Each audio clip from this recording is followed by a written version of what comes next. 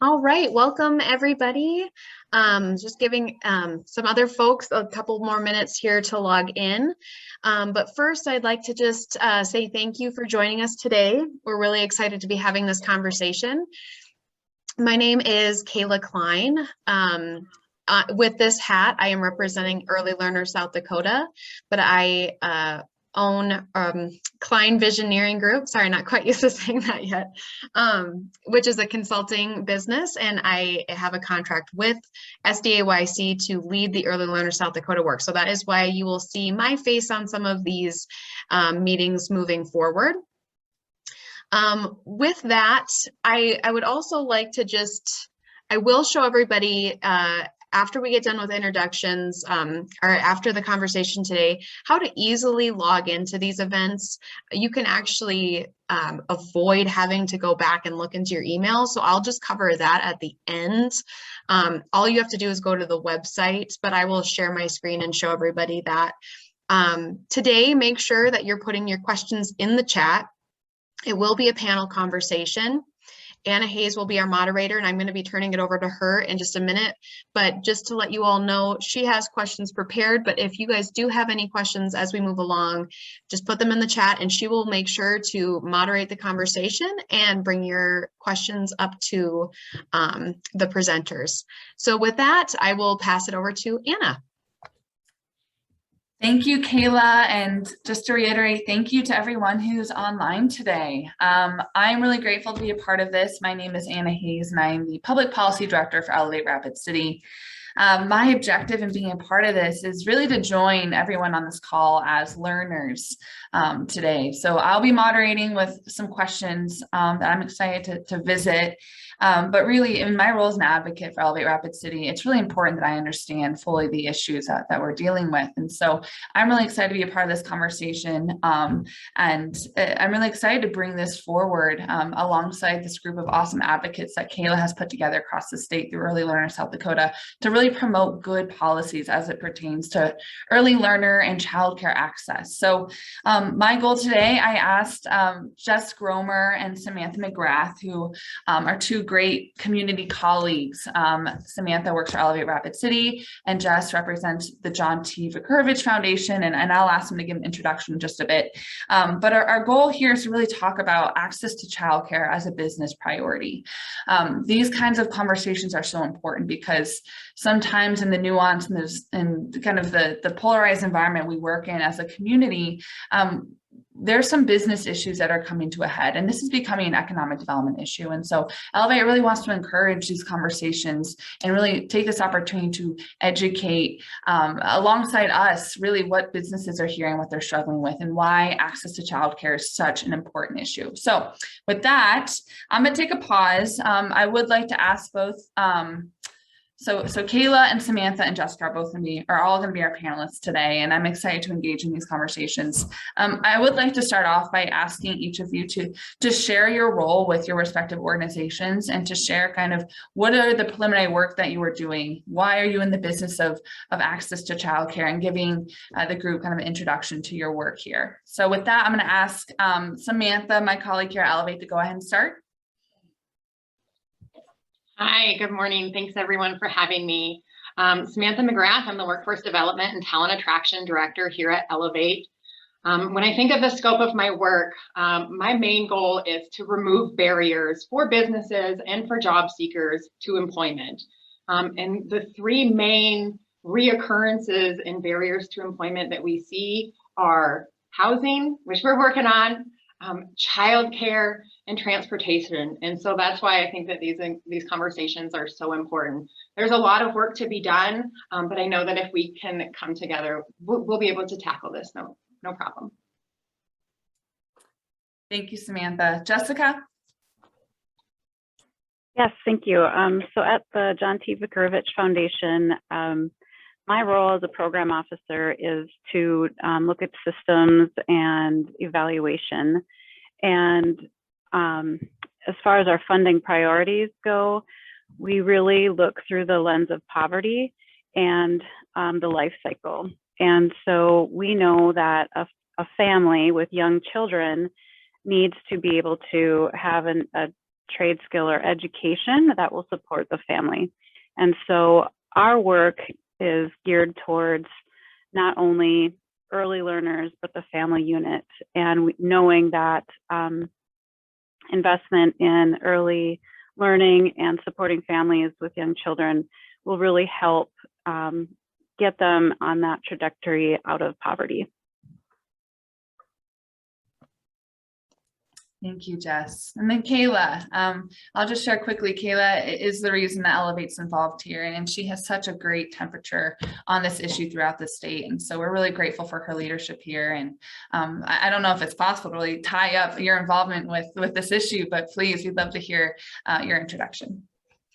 Well, thanks, Anna. And let me just say how excited I am that Elevate has been such an amazing partner with this work throughout the last, oh gosh, year and a half now, I would say. So thank you guys, Sam and Anna, for being here. And of course, the Viskovich Foundation has been a partner since the beginning.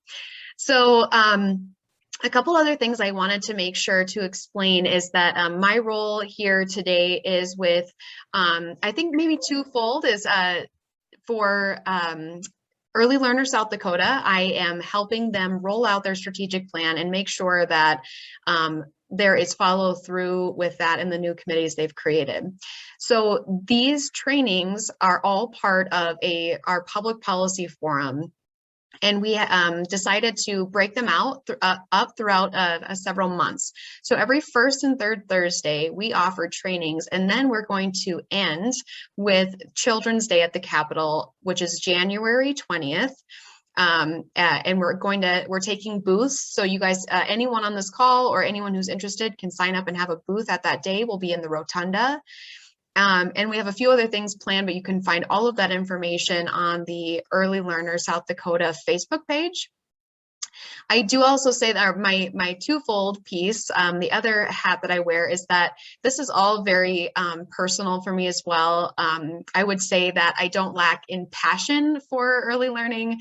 For 7.5 years, I was the executive director of a childcare program. And that was when I noticed really how just wrong. I don't know how else to put it. So many things were for parents, for educators, for the system as a whole. It just was it was a field that needed help. And so I'm always of the mind, if you're going to say something, you better do something. And so that's exactly what I did. I was saying a lot about it. And so I decided to take action. And that's when I got involved with policy and working with elected officials and that type of thing. And I also have 2 children, 5 and 9. So it's personal for me because I have early learners of my own. So that is a little bit of a couple different reasons about why I'm here. And I appreciate you folks having the conversation with us today.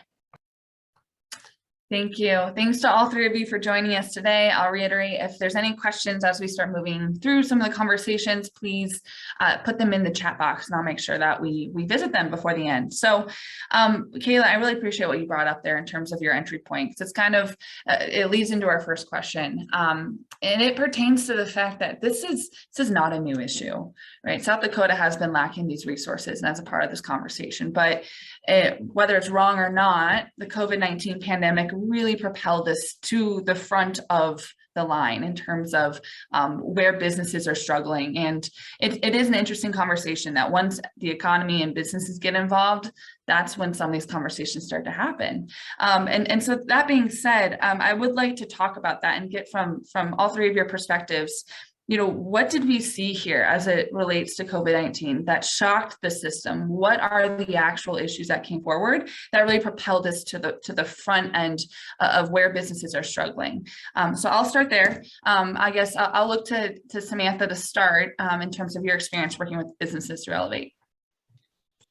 Yeah, I think one of the things that really contributed to the mass exodus of childcare programming that we see in South Dakota is that I used the same childcare provider for 12 years. She was like a grandmother to my children. She became part of my family. These are intimate relationships that we create with these individuals that watch over our children. Most of them require a 4-year degree. but this is the lowest paid occupation in South Dakota that requires a 4-year degree. And so I think that coupled with just the mass cognitive mental health burnout that these care providers were seeing. So many of our care providers turn to alternative methods to increase their living. So I think that had a lot to do with it. We do need to pay our child care providers a living wage, and I think that contributes a lot.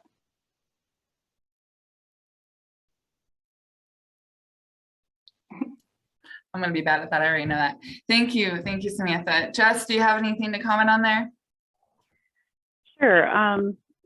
Just to tack on to what Sam added, the business model for childcare it's fragile, and you have to have children in full time and a certain number of children to even make it meet. And so when COVID hit and families were concerned and kept their children home, even the lack of income from 2 children, let's say, it absolutely just destroys a business. And it's a fragile business model, and it's heavily reliant upon what you charge the parents, which in turn, if you increase what you charge the parents, it becomes unaffordable. And Kayla, you might be able to offer some perspective with that too. I know in some of our documents that we use for education, right? 80% of the industry revenue is supported by parent fees. And that has to be a big part of this conversation when we're encountering the different workforce dynamics that came forward with COVID. So could I ask you to comment on this too? You know, what's really interesting when you say shock the system, I guess personally, I think all of our systems were fairly shocked in many different ways. So like many of you have kind of mentioned, is that this was a really fragile system to begin with, and it just imploded when COVID came around. And I think before, some of the issues were turnover. That was kind of always an issue. Another issue was accessibility and affordability for parents. But what's interesting is we've completely changed this conversation to where workforce directly in the early learning field has become our #1 issue. So it's not so much turnover anymore, but we quite literally can't find anyone to work in the early learning field. And that is the early learning workforce is the workforce behind the workforce. So in order for people, men and women, to get back to work in South Dakota, they need to have reliable childcare. There are stories upon stories of in-home providers who are closing at record numbers. They're just like, hey, I was close to retirement anyway. I'm just going to do it because I'm really not in the mood to deal with this COVID stuff anymore and all of the strains that's put on everything. Second, you have larger centers who can't find employees, so they're closing classrooms, which means that they can remain open. They're not putting a lot of programs aren't putting any COVID restrictions as far as health and safety. Some are, and in smaller ways, but they're not reducing their numbers. But they still can't find the staff because down the street, Subway and Walmart are having sign-on bonuses of $1,000 and starting at $15 an hour. That was never something the childcare field could offer. And now that everyone else has stepped up their game, it has just made it that much harder for folks trying to hire people in the workforce to even compete. So if we don't have a proper workforce in the childcare field, we're not going to be able to support the workforce as a whole in South Dakota. I think that's a main talking point we need to really bring to the forefront. So as a follow-up to that, and I think you probably have an arsenal of responses to this question, but from the perspective of policy, right? If we're talking about a fragile business model, where do we start with strengthening that, right? Is it funding? Are there policies we need to be considering as a state or locally that would help with this? I mean, what kind of supports are out there that can strengthen that business model? So, and hopefully, I think you were going back to me on that one. Yeah, so I think right, the easy answer is funding, but I know that that's a hot button issue. But there are different ways that we can incentivize teachers to come into the childcare workforce that don't necessarily mean that there is state funding. Yes, state funding would help, even if there was state funding just to incentivize help programs to help programs give those sign-on bonuses, or maybe give a workforce performance issue at 6 months, they get another bonus, or whatever that may look like. But another thing that programs can maybe think of is creating additional incentives like reduced childcare. You know, maybe talking to some of the businesses that a lot of their parents are going to. For example, I know that Sam's going to cover this later, and I'm not going to steal her thunder too much here, but I just want to mention Pioneer Bank and Trust. They decided, I was just there last week, and they had mentioned they were going to offer $5,000 to their employees just for childcare. So it's not just, it doesn't need to be just on the programs to change things. Businesses can think of creative ways too. And also as a city commissioner, so I'm a city commissioner in Lead, and I think there's ways for us to make you know, innovative solutions that don't necessarily mean it's coming right out of our funds. Maybe if your city qualifies for a CDBG grant, for example, cities have to write those grants through HUD in order to apply. So maybe facilities are needing or able to get those grants. Maybe the city writes the grant. So those funds aren't coming directly from the taxpayers, but the city's at the forefront in helping write those grants. So those are just a few things, but again, I'm sure Jess and Sam have a lot they can add to that as well. Yes, thank you. That does transition to our next question. So I thank you, Kayla, for that robust answer, talking about just policies in general, and that CBDG topic is pretty important. I think out here in West River of South Dakota specifically, I think part of the role I know we want to play as Elevate is understanding those resources and connecting people with things like federal funding that seem accessible if you don't understand how those programs work. CBDG is a great example of that. And so that's one thing I really want to dive in. And from the policy side is understanding the resources that aren't being accessed right now. And so hopefully I'll be working with you over the next, months and years to figure out how we can do a better job educating, the community on what's available. So that being said, I do want to transition to Jess and Sam. In an ideal world, right? I asked Kayla about the broader policies that we could be thinking about, but from really, the business perspective and from the community programming perspective, in an ideal world with ideal solutions, right? What are employers and the community needing in terms of, again, strengthening that business model for how to solve this issue? I'll start with Sam, if you want to go first. I think it's important to know that there are tax incentives and tax rebates and things like that businesses can apply for. In an ideal world, we know that times have changed and COVID has really impacted that. Traditionally, we think of retention and people mention things like the culture and the atmosphere of the workplace and the relationships. But one of the key indicators of retention now is whether or not that business is providing childcare access to their employees. And so we already know that it's hard for businesses to find new employees. And so retention is really important right now. And if businesses can either offer on-site childcare, we have a couple models where that works out. Maybe a consortium of businesses can come together to sponsor a child care provider that's already out there. The example that Kayla provided is wonderful. And Pioneer Bank and Trust is going to get some of that money back because they're supporting that child care for their employees. And so I think that that's important. I guess I'll leave it at that. Yeah, I think that's a great point, Sam. I think from my perspective and understanding, okay, what's going to get people to start caring about this? And to the extent that not being able to access the workforce, it's now worth the investment to provide access to childcare. So like when you're looking from the business perspective at the bottom line, it just makes sense. It's no longer a policy discussion, it's a business decision. Yeah, and especially in this day and age where people can't survive on a single income household anymore. I mean, we're really dependent on those dual incomes. And so providing that childcare so that both parents know and have that reassurance that their child is safe, they're getting the attention and their needs met, allows both parents to be able to focus on earning and and then spending more quality time with their children after the fact because they're not so stressed out about that key factor. I like what you said. I like how that's connected to an ideal solution, because it's one that I think is maybe shifting from being the ideal world where every employer says, if you want to come work for me, we will help you find that solution.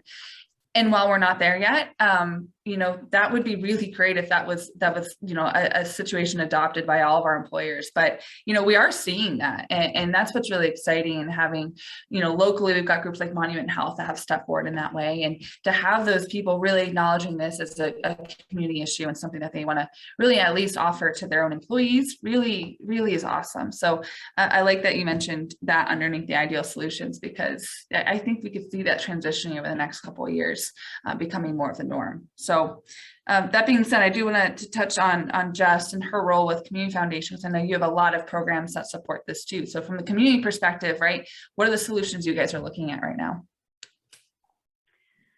Yeah, so from our perspective, as I mentioned earlier on, we look through the lens of poverty and how can we help those in poverty be a part of the workforce and be a part of the workforce that will allow them to obtain a living wage and support their families. And so we fund a few different programs that work with parents that are looking at trying to get their GED, get a higher education degree,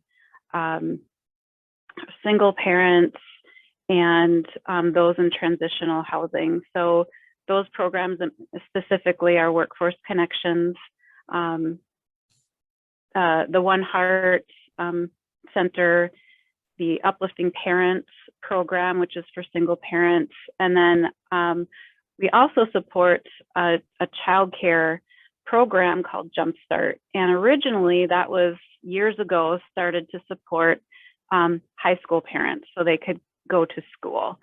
And when we started looking at, as Sam mentioned earlier, you know, the big three barriers to working our childcare, housing, and transportation, we had this childcare program already set up. So why don't we expand that model to help support individuals that are going through those other programs that we're already funding? Because we recognize childcare was a huge barrier for them to even get into the programs, to get through those programs, to get into the workforce. The other thing that people, I think most people don't understand is that they say, well, just get childcare assistance.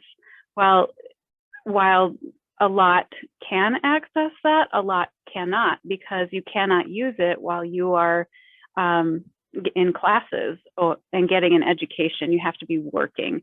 There's a lot of other things that are barriers to that as well. But we just recognize that we wanted to do what we can to help those in poverty get into the workforce, understanding that childcare is vital for them to be able to do that. Could I ask you just to clarify a bit more about the child care assistance program? Is that something that is available right now through federal programs? It is, but it's run through the state. So that would be the Department of Social Services. So is there any, I mean, just thinking again from this policy discussion piece, I mean, Jess, I'd like to ask if there's any, has there been conversation about how we do open up that assistance, not just be for, you know, the working population, but also those that are going to get their education in order to upskill or whatever it might be to earn a higher wage? Is that something that has been discussed to your knowledge? I may defer that to Kayla. Okay. Yeah, I noticed I instinctively went off mute there. So that is the nice thing about the ARPA funds. Acronyms, American Rescue Plan Act. So there are two different types of funds that South Dakota did receive for those. There's CCDBG funds and stabilization funds. And I do know that with the former relief dollars, they did increase the amount of subsidies. One, they took away copays. So some parents didn't qualify for full pay and they still had to pay a copay. For an entire year, they took copays away. I believe that's the thought That was with CARES dollars. CURSA dollars. That was in December. Sorry. There's been 3 different funds that have come through. If everyone doesn't have that knowledge, I believe that's their plan with ARPA again, and some of the CCDBG grants, also to increase the percent of how parents can qualify. Another thing, which is really amazing, is the Build Back Better plan. Even though we went from 3 trillion to 1 point something trillion, a lot of the childcare pieces were left in that plan.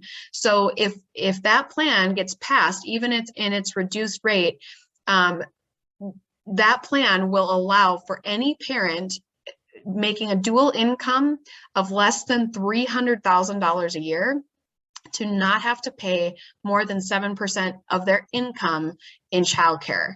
So essentially, you are going to have a ton more parents and families who will be able to qualify for these subsidies. So that is definitely a huge issue, because a lot of parents, I mean, you have to be, just to give you a distinction,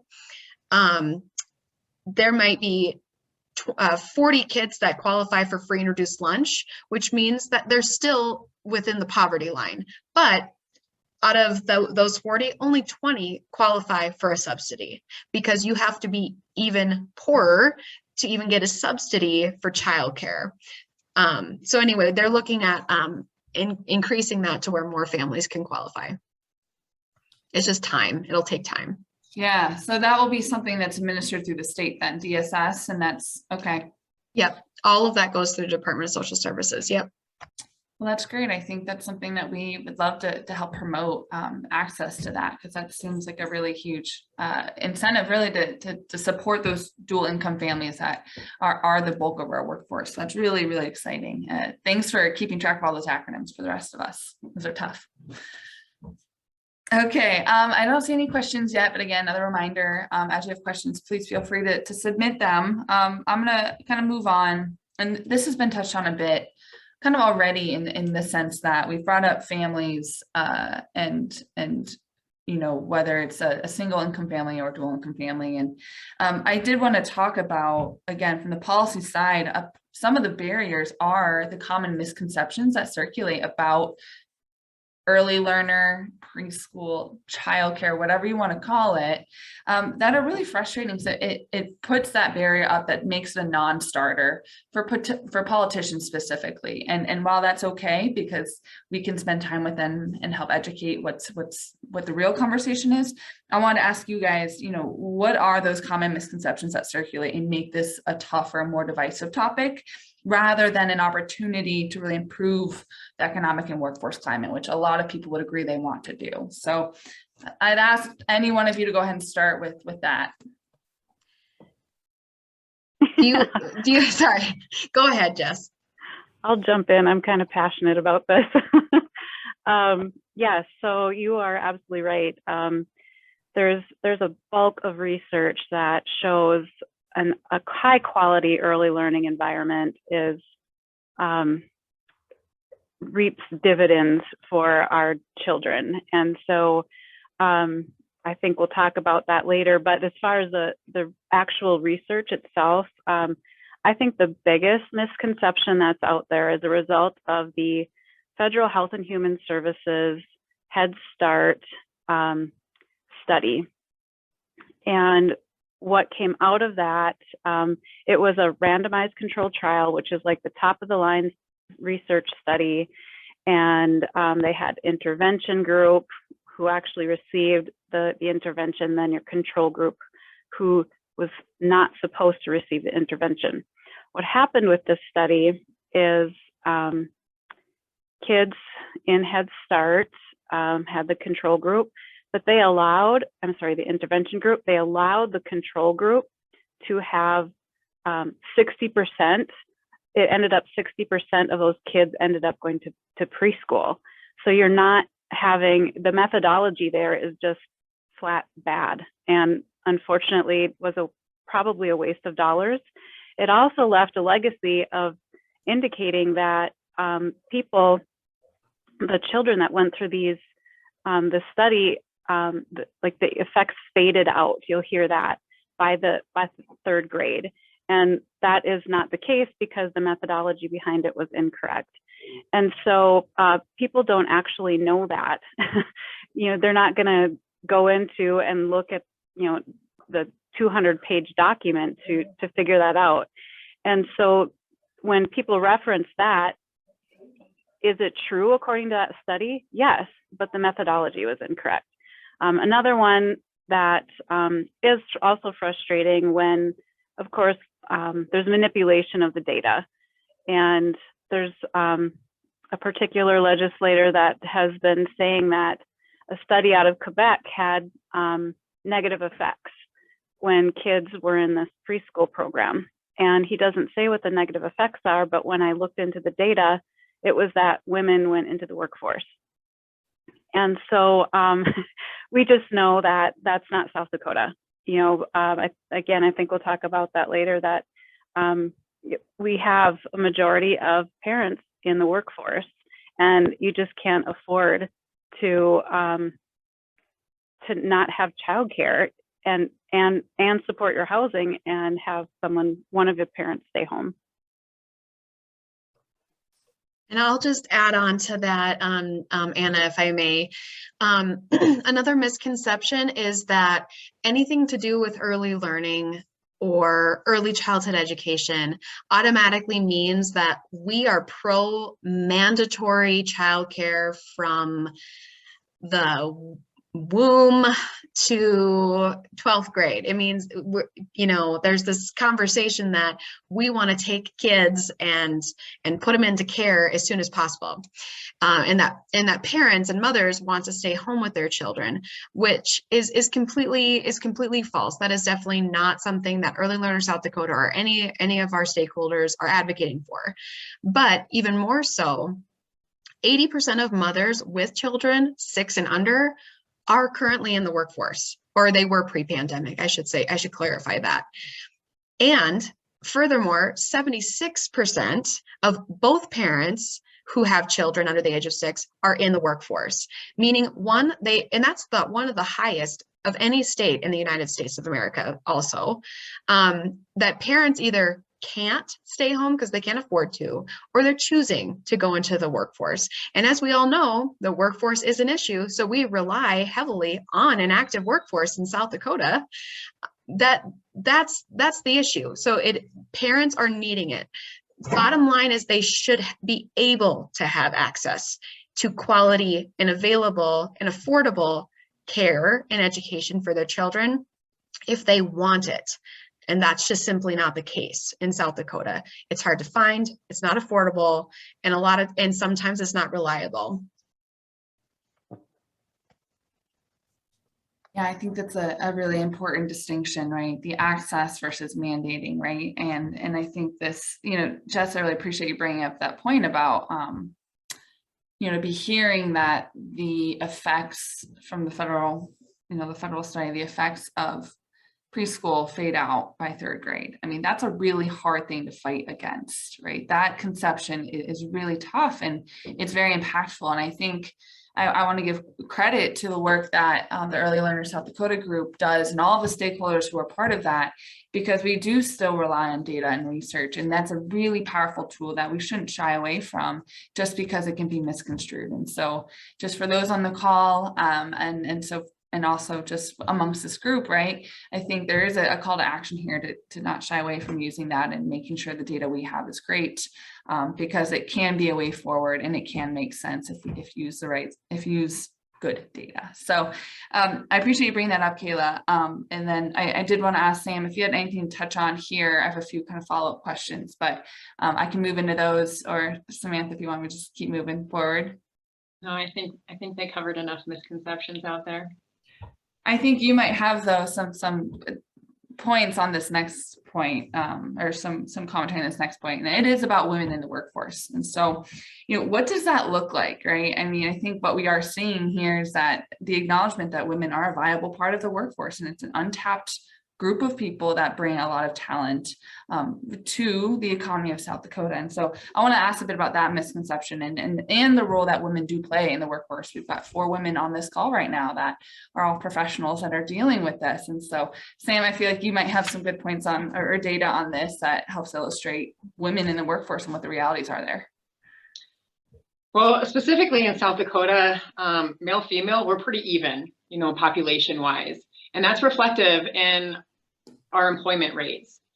We are seeing right now that we do have a higher number of women that are still collecting unemployment insurance than there are males. The difference is about 300 individuals between the 2 genders.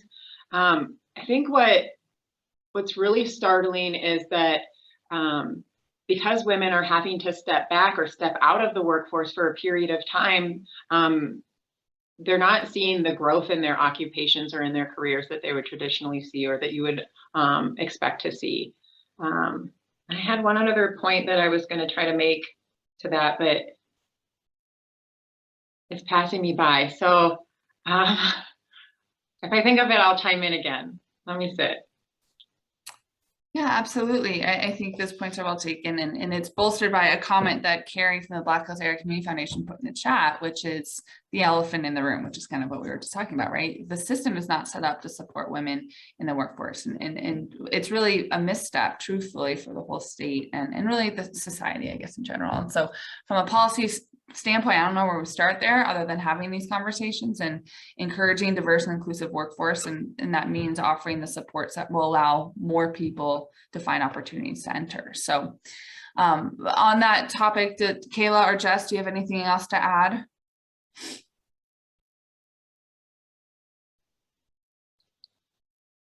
Well, what I suppose, how do we, maybe, and this is just a question we didn't talk about before, but, us as women, how do we encourage, our community to embrace that and support? I mean, I love seeing this and I love to see that, people my age, for instance, right? I'm 27 years old, and there's really no question, if you're single and you've got nothing else to do, you get to work, but I don't have children. And so this has all been really eye-opening to me because I have every opportunity to go to work and stay as late as I need. And I can see the limitations that would happen and the freedom that I would feel is taken from me, if the workplace that we have doesn't support me considering to have a child or whatever it might be. And so I don't know, do you have any thoughts on that about how we as a community really can step forward and support this? I mean, Sam, have you talked about this at all with Elevate and kind of our programs about how this supports, additional access to those kinds of opportunities? Well, we definitely have hopes and dreams in the near future to partner with JTVF and expanding kind of those workforce connections that are already happening in our community. We want to be part of that voice as well. I think that people don't know what they don't know, right? And a lot of us tend to put blinders on. And so every time that we have an opportunity to have a conversation, is an opportunity that might open that door or open that business's eyes to the realization that not only are they blocking people, potentially really great hires from even entering the workforce, but not allowing that flexibility that parents need, especially when, I have 3 children and their school schedules are crazy. And, if they have an exposure at school, then they're home, or if we've had schools just shut down because they've not had enough teachers to open. And so all of those things, more often than not, it's me that ends up getting pulled away from work. And I'm grateful now to finally be at a place that recognizes that and doesn't hold that against me. And I've worked at places before where that was held against me if I had a child issue come up. So, and on top of that, I think that our business partners and our male-dominant leaders are seeing, the viability of women in the workforce, and they're being affected too now. We've made great strides in paternal leave altogether, but more often than not, our men are stepping up to the plate as well. And I think that kind of forcing them into that position has opened their eyes to the struggles that be, and bringing more men into these conversations, I think is going to be really important, because we need them on our side too, and it affects them. So I think really painting that picture on how it will support and amplify their bottom line for businesses to retain these employees, and they will see that return on investment if they invest in childcare. Yeah, I appreciate that. That's part of the story we want to tell, is, you know, seeing those investments and promoting that and showing that the positive work that's being done here, and that the shift in those dynamics is really important. Kayla, you came off mute. Yeah, I think the only thing I would add to that too is I mean, for this group and anyone who watches this recording later, is just to know that we should be talking about it more, and we should be bringing it up more. Having that paid leave, you know, if a parent is coming back, one, and they can't find it, it's going to be extremely stressful for the family unit. And also when an infant goes into care, and I mean, I'm speaking from 7.5 years of director experience here, they get sick a lot. And so all the time, like, I mean, I think when my kids were infants, I felt like it was every other week. They had a cough or they had to go home. You're going to be losing that employee for sick leave to take care of their child. And if we just thought about it, hey, just give an extra month of that parent taking care of their kiddo, it would be time for their child to build up immunities. It would be time for less stressful for that family to go back, whether it's the mother or the father. Even if you divided the time, if there was maternal and paternal leave on both ends, so the parents could share that responsibility. There's already a strain. I know that just locally, our childcare center has a 20-child wait list, and it's mostly infants and toddlers.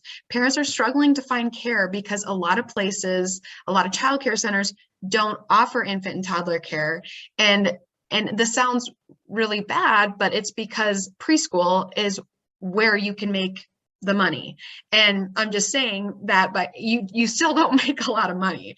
Don't get me wrong, but it takes so much more time and individuals to care for infants and toddlers. So it's very hard to come by. So just thinking of all of those different perspectives as we talk about this. And just to add to that, what's really interesting is, as I heard a conversation on NPR recently about how the United States is concerned about low birth rates. We are at an all-time low in the United States. And I mean, just think about it. It's expensive. It's hard. You can't afford a house. I mean, sometimes you can't even afford to get out of your parents' house, let alone buy your own. Getting married is expensive. And so having a kid and considering it, you know, college tuition for the first 5 years of their life, it's overwhelming. So anyway, just wanted to add a couple of those things. Thank you, Kayla. I'm eyeing our time, and we did want to open up some time for question and answer, but there's a few things I want to touch on, probably 2 more topics I just want to quickly talk about. I think I do want to touch on the quality piece and this discussion of what, you know, we can't decide what's good for every child, certainly not, but what's the work that's being done? I guess I'm gonna direct this to Kayla first, about promoting quality childcare to ensure whoever wants to bring their child to a different provider. How do we ensure that this is good for your child and it's going to add to their net positivity of life? I mean, what's some of the work, or what's some of the discussion points there that you'd like to bring up to talk about quality? Well, gosh, that's a huge thing. I think that there are a lot of questions that you should be asking. And again, this is hard because when you're in a market where it's a privilege rather than a right to have childcare, you see parents making choices, even though I mean, it's very sad. I've heard parents say, even though they know that the environment they're sending their child to is unsafe, it's their only option, or maybe is not quality, it's their only option. That's a really, really sad fact. But if you do have the privilege of finding a quality care provider or educator for your child, there's lots of things you can be asking. Do they use a curriculum of any kind? Is it play-based? Is it child-centered, child-focused? 211 actually has a really great a list that they have of questions that parents can ask on their website. That's a really easy place for people to go. You could call Department of Social Services. I don't know if a lot of parents know that if the provider was written up for anything, that's all on file with the Department of Social Services. They can find any of that in the history. So just finding out, what their philosophy is as a childcare center. Do they have a policy handbook? You would be shocked at how many don't. So are they going to be following policies when your child is attending care there? So those are just a few things I would ask if you have the privilege of finding quality care, some of the questions and places you could look.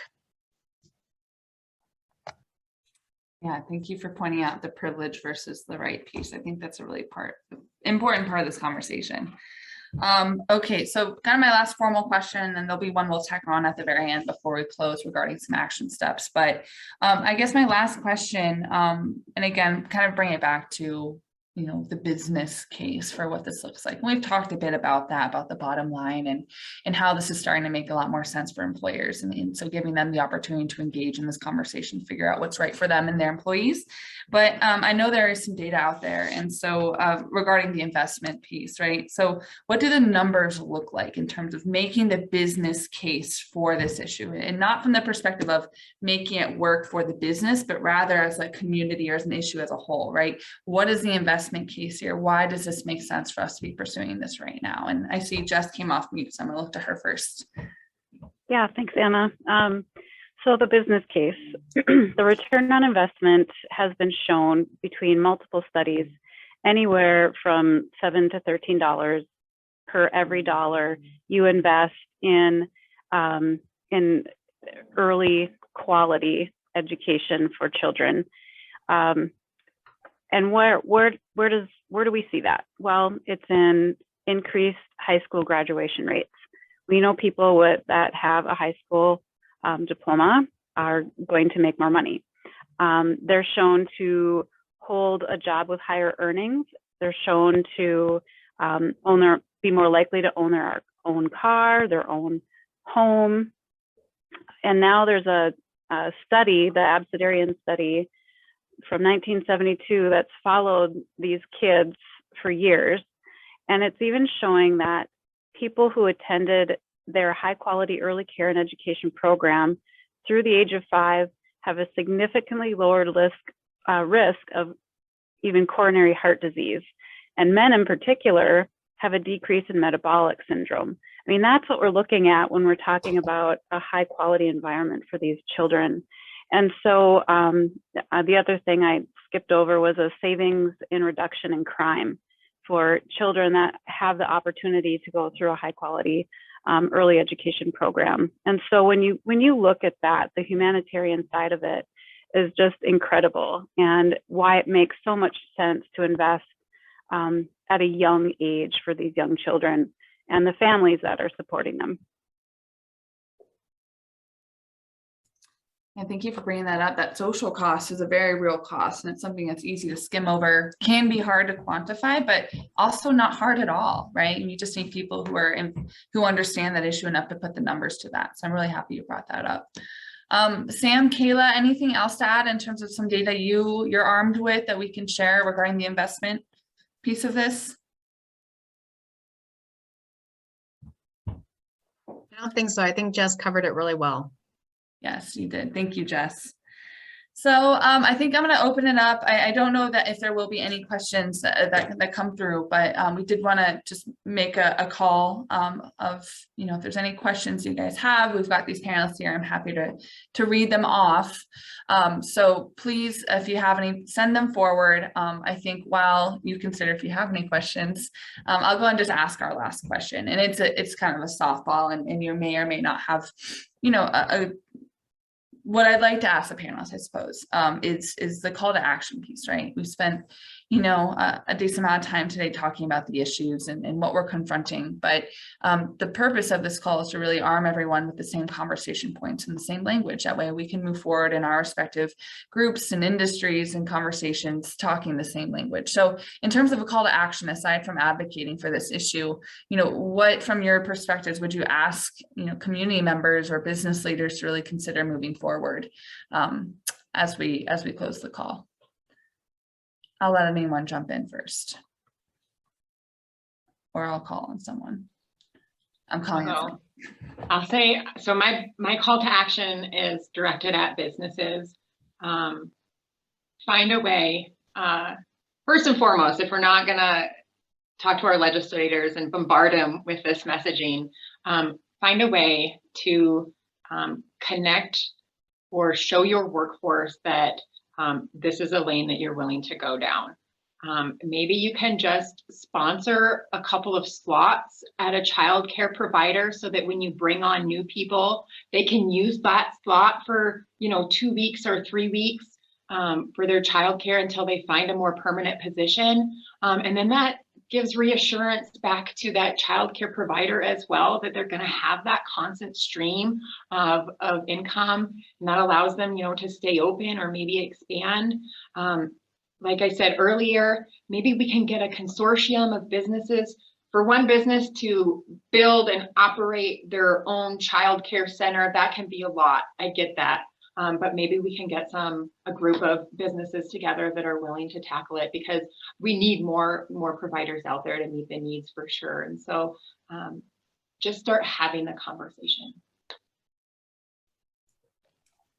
I love that vision, just quickly, of having, the partnerships and communities that are so strong in South Dakota, right? Rapid City, I can easily see that, right? It just takes one conversation to say, what, let's partner up on this for the benefit of both of us, and makes it easier for us to have peers that are waiting in this space too. So I really love that. Okay, Jess? Yeah, I'm of course coming from the funding perspective, and we do support some amazing programs that really help people get into the workforce. And so we can only do so much. So I would, my charge would be to anyone, particularly businesses, to invest. Look at what this return on investment is. How can we help bolster up the workforce while supporting young families at the same time? I mentioned programs that we support earlier, and they can always use more support. So if you have a business or anyone who's interested in supporting that, I'd be happy to share more information outside of this panel. Thank you for that plug. And to that point, I did throw into the chat the contact information, the emails, and the names of everyone who is participating as panels today. So please look in the chat if you'd like to reach out to Jess for some additional information on that. And so lastly, I'm going to look to Kayla. What are your action items, your action steps, call to action? Yes, well, I have lots, and I could probably be on for another hour, but I'm going to try to sum it up for a little bit. So a couple, if any of you are thinking of opening childcare in your businesses, or of a business that would maybe be able to afford that or foot some of the costs, I would consider that, and I'd call DSS. And there are going to be more grants available now than ever before for providers, potentially even for facilities to be renovated, that type of thing. Just keep in contact, and even with economic development. Elevate Rapid City put out a loan early in the pandemic for providers who were registered or unregistered. That was a great opportunity for providers that isn't normally something that's available. So looking for those kind of unusual, that's maybe the silver lining, right, of the pandemic, is some of these things are becoming available that weren't ever there before. Another thing, I am going to just share my screen because I did want to make sure that I just pointed this out to all of you, is that here we have the Early Learner South Dakota page. And Anna, I don't know if you could put in the earlylearnersd.org site, that would be amazing. If you're wondering what you can do, or even if you're like, hey, I'm not comfortable calling and talking to legislators, even going to this marketing, we have created simple steps for you already for Early Learner South Dakota. These banners, we would love as many people to use these. So we have some physical ones, and I do actually have some in Rapid City and the Northern Hills. If anyone wants a physical, they're massive signs, or you can print this out, put hashtag solve childcare, hashtag SODAC Kids Matter, in order to just bring awareness on your own social media and within your own networks. There's also, this is specifically for parents. These things say, I can go to work today because of, and you put the childcare and you put the center's name right there. And again, you're bringing awareness to why you're able to go to work today personally. And then down here, I wanted to just make sure I talk about the social media toolkit. If you click on this, we have about 15 social media posts that are ready for you. You literally copy and paste, you download the image, you don't have to do any of the work unless you want to personalize it to some degree. So this entire page is available for you to make these types of things very easy for you. Now, however, if you go to the Take Action page, that's where if you do want to start writing letters to your elected officials, they have sample letters in here. If you want to know how to call, they have sample scripts of what you can use when you call. So this website is loaded with information for you to take. The one other thing I just wanted to highlight is when you click on the public policy forum right here, that brings a link to all of the past recordings of our public policy trainings that this is included. So here you can click on join the session, and of course after today you will see the link to the recording. This is the easiest way to access these. So when it's December 2nd and you want to come talk to Greg on how, listen to Greg on how to reach out, just click the join session. It'll bring you right to the Zoom session. I just wanted to make sure everyone was aware of those couple of things. Yeah, thank you, Kayla. You've done some tremendous work. I certainly support all of the making it as easy as possible for people engaged in these conversations. So I so appreciate the really awesome documents that you guys have put together. It makes my job easier, and it really allows for a very easy entry point for people that want to start having those conversations with elected officials. And it's not just at the state too, it's your city council. County commissioners need to be looped in here too. And so please consider that as well. And I guess my only plug or my only ad I can do with this is, you know, if anyone on this call or that listens back that wants to have a conversation, Greg will have a really good opportunity to share, you know, what are those strategies and how to start the conversations with legislators and to be an advocate. But even just locally, if you want an introduction or you want to have coffee to talk about how to have these conversations, I'm telling you, our legislators are incredible and they want to hear from you, but they've got a lot of other issues that come forward. And so as much as they hear from their constituency that this is a problem, that's what gets their attention because they listen to you and they must know. So I just encourage you that they want to hear from you and they are kind people that want to hear from their constituents because that's who they represent. So just kind of and a plug there to not be intimidated, but to be extent that I can help make those introductions, please know that I'm a resource for that here at Elevate. So, okay, with that, I don't, there's no other questions that have come through. Kayla, thanks and Jess, thanks for adding in some additional resource in the chat. I think with that, I'm going to turn it back over to Kayla. I want to say thank you to the panelists first and foremost for joining me today and for sharing all of your really awesome expert viewpoints, perspectives, and conversation pieces. I really think this was awesome. So I'm going to turn it over to Kayla for some closing comments and any other housekeeping she'd like to do.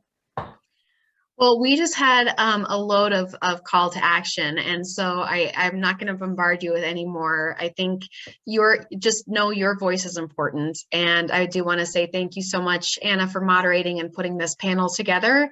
It was a wonderful conversation, and if you know anyone who you think might be interested, again, please just share that page with them. I put a direct link to the Public Policy Forum in the chat. All those recordings will be available for you. Thank you all so much for being here today. Really appreciate you guys taking the time out of your day to join us. With that, I hope you have a wonderful rest of your day. Thank you, Kayla. Thank you, you too. Thank you. Thanks, everyone.